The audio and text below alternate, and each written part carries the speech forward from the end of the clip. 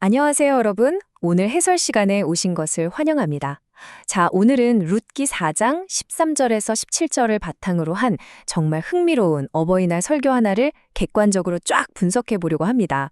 과연 진정한 축복이란 게 뭘까요? 같이 한번 파헤쳐 보시죠. 자, 바로 본론으로 들어가 볼까요? 여러분께 먼저 이 질문을 던지고 싶네요. 여러분의 자녀는 효도하고 있습니까?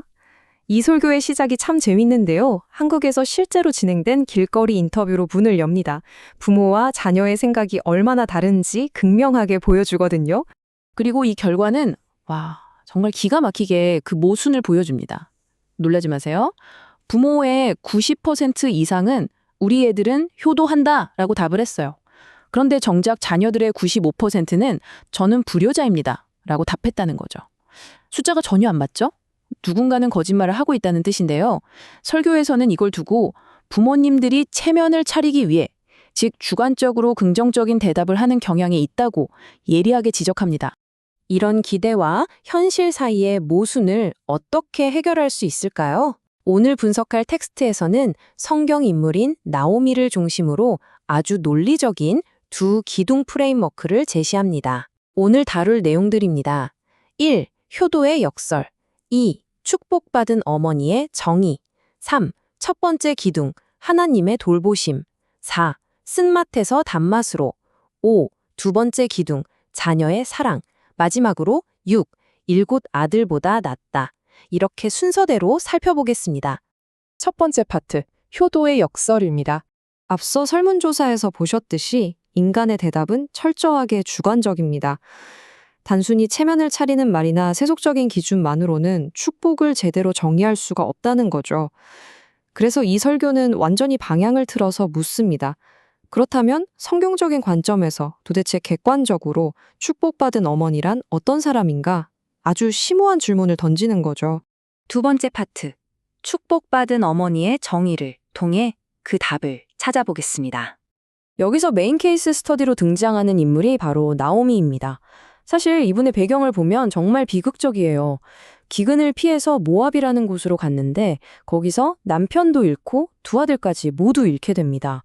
모든 걸 잃은 과부가 된 거죠. 당시 사회상을 생각해보면 이건 그야말로 철저한 절망 그 자체거든요. 그런데 진짜 놀라운 건 설교에서 그녀를 축복받은 어머니의 궁극적인 상징으로 묘사하고 있다는 겁니다. 아니, 다 잃었는데 어떻게 이게 가능할까요? 세 번째 파트. 그 비밀을 푸는 첫 번째 기둥인 하나님의 돌보심입니다. 자, 여기서 정말 흥미로운 점은요, 바로 극명한 시간의 대조입니다. 약속의 땅을 떠나 모압에서 보낸 10년이라는 시간은 엄청난 상실과 비극만을 가져왔죠. 그런데 나오미가 며느리 룻과 함께 고향 베들레헴으로 돌아온 후에는 어땠을까요? 놀랍게도 단 1년 만에 룻이 보아스와 결혼하고 아들까지 낳게 됩니다. 하나님의 돌보심만으로 다시 돌아왔을 때 어떻게 순식간에 신성한 회복이 일어나는지 완벽하게 보여주는 대목이죠. 네 번째 파트, 쓴맛에서 단맛으로입니다. 이름이 가진 의미를 알면 더 몰입이 되는데요. 나옴이라는 이름은 원래 기쁨이나 단맛을 뜻합니다. 그런데 너무 큰 고난을 겪다 보니까 본인 스스로를 마라, 즉 쓴맛이라고 부르라고 사람들에게 말하죠. 스스로 나는 이제 축복이랑은 완전히 끝났구나 라고 주관적인 판단을 내린 거예요.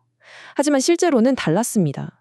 하나님은 그 막후에서 그녀의 삶을 다시 원래의 단맛으로 되돌려 놓기 위한 엄청난 그림을 그리고 계셨던 거죠.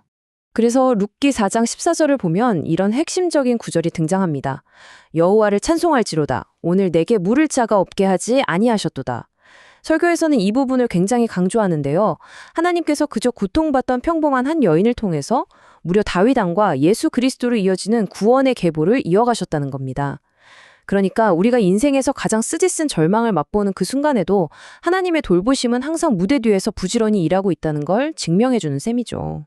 다섯 번째 파트, 실질적인 관계를 다루는 두 번째 기둥, 자녀의 사랑입니다. 자, 그럼 이 사랑이 도대체 어떻게 만들어진 걸까요? 이 내용이 어떻게 발전하는지 한번 살펴보겠습니다. 설교를 보면 나오미는 절대 며느리에게 억지로 효도를 강요하지 않았어요. 대신 아주 구체적인 세 가지 행동으로 룻의 진심 어린 충성을 얻어냅니다. 첫째로 며느리의 자율성을 전적으로 존중해줬고요. 둘째로 무려 10년이라는 긴 시간 동안 하나님을 경외하는 진짜 신앙이 뭔지 삶으로 보여줬습니다.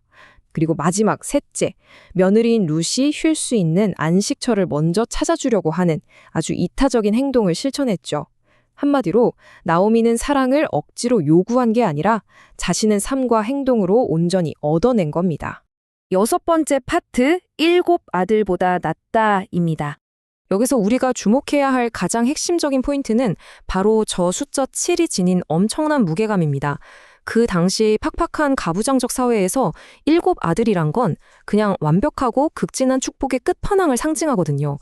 그런데 베들레헴 동네 사람들이 뭐라고 하냐면 며느리 룻의 사랑이 7 아들보다 훨씬 낫다고 칭찬합니다. 존중과 신앙으로 얻어낸 이 진짜 사랑이 그 어떤 전통적인 기대치나 혈연보다도 훨씬 더 가치 있다는 걸 텍스트가 말해주고 있는 거죠. 성경은 또 이렇게 확언합니다. 그는 네 생명의 회복자며 네 노년의 봉양자라.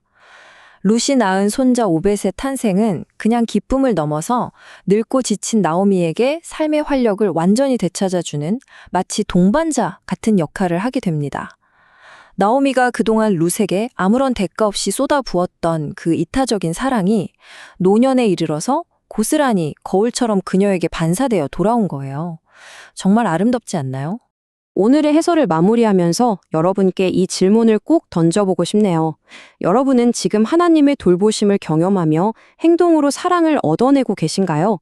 오늘 살펴본 텍스트에 따르면 진정으로 축복받은 어머니라는 건 그저 주어지는 타이틀이 아닙니다. 아무리 큰 고난 속에서도 보이지 않는 하나님의 돌보심을 굳게 믿고 이타적인 행동으로 가족의 사랑을 얻어내는 아주 생생하고 역동적인 경험 그 자체인 거죠. 오늘 이 이야기가 여러분의 삶 그리고 소중한 관계들을 새롭게 돌아보는 작은 계기가 되었기를 바랍니다.